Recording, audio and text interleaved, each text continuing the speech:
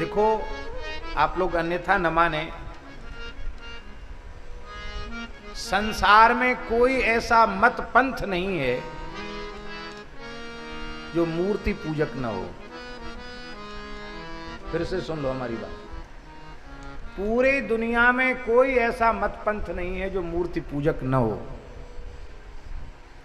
पर जो अपने को स्वीकार करते हैं कि हम मूर्ति पूजक हैं, वे कृतज्ञ हैं। और जो किसी न किसी में किसी प्रतीक की मूर्ति की पूजा करते हैं, फिर मूर्ति पूजा को बुत परस्ती कहते हैं या उसका विरोध करते हैं, वे कृतज्ञ हैं। आवश्यक थोड़ी है।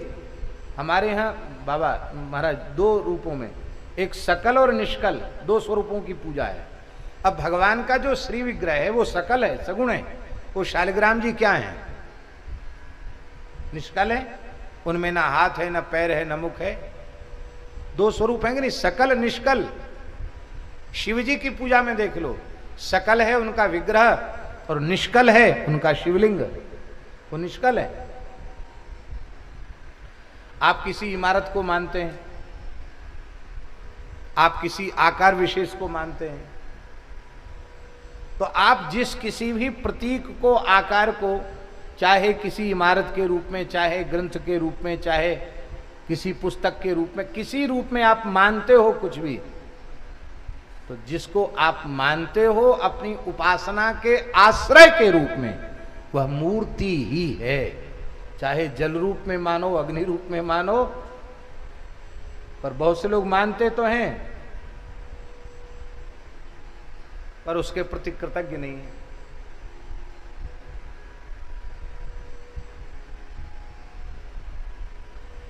भगवान के शास्त्रों में 5 स्वरूप कहे गए। कितने स्वरूप? 5।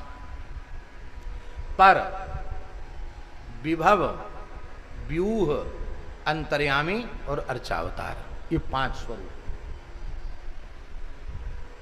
परात्पर स्वरूप भगवान का नित्य साकेत वैकुंठ गोलोक में विराजमान है, त्रिपाद विभूतिस्थ। वो परात्पर स्वरूप ही जीव जगत पर अनुग्रह करने के लिए हंस, हैग्रीव, मत्स्य, कच्छप, वाराह, नृसिंह आदि रूपों में प्रकट होते हैं। वो विभव हैं।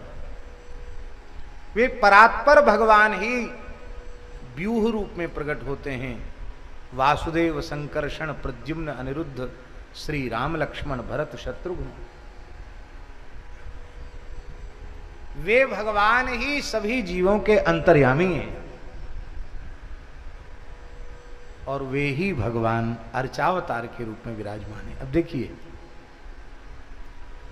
मेघ में स्थित जल, झरने में स्थित जल, कुएं में स्थित जल, नदी में स्थित जल,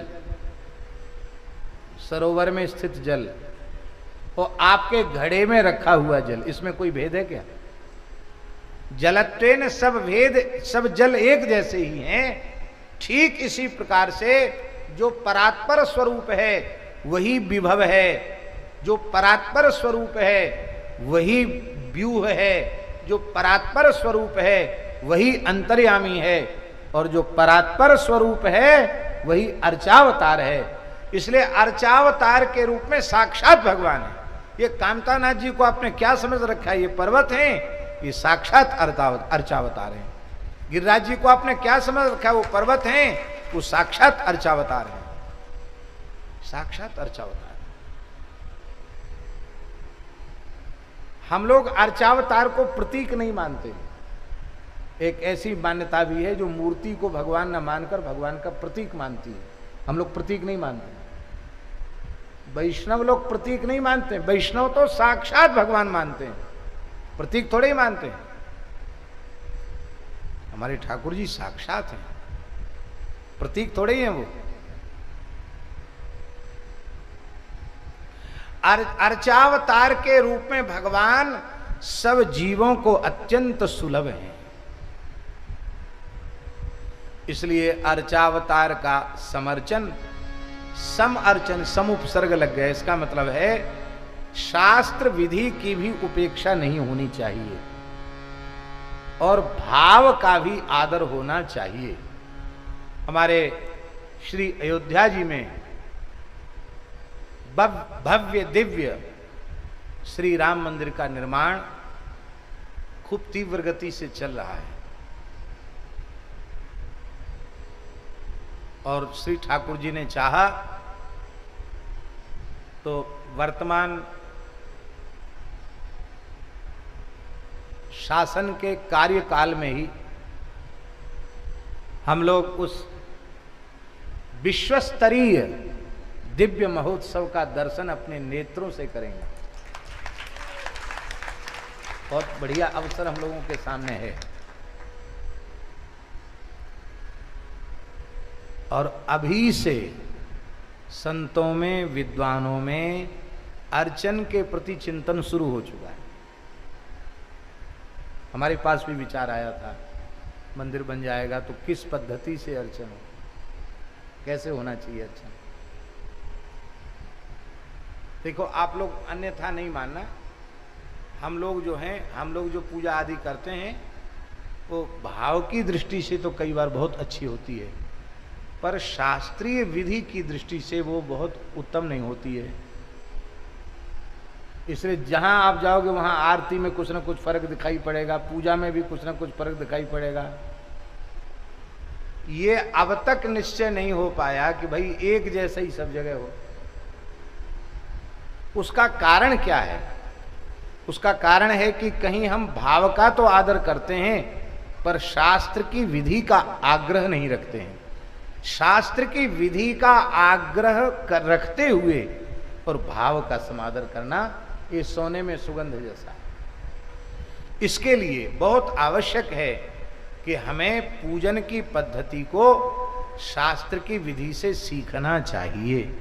पुराने महापुरुष तो मंदिरों में भी भगवान की पूजा सिखाते थे कि ऐसे पूजा करो तो भगवान की पूजा में प्रवेश प्राप्त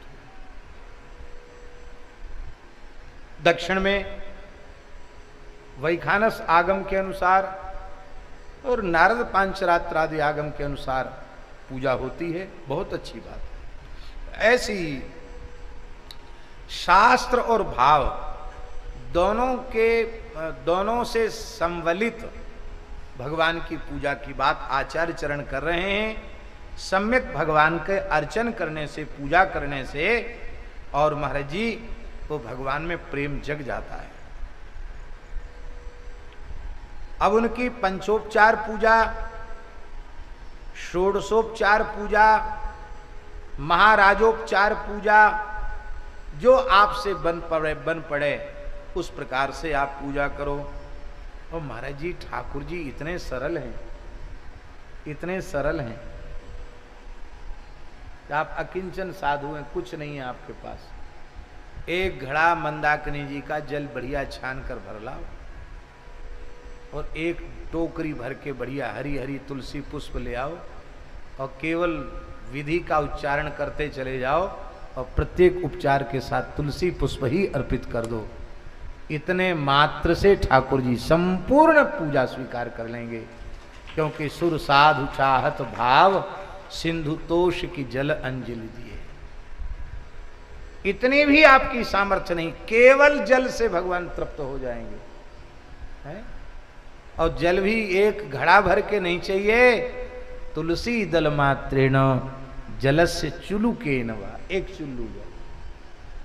विक्रीणीते स्वमात्मानम भक्तेभ्यो भक्तवत्सला।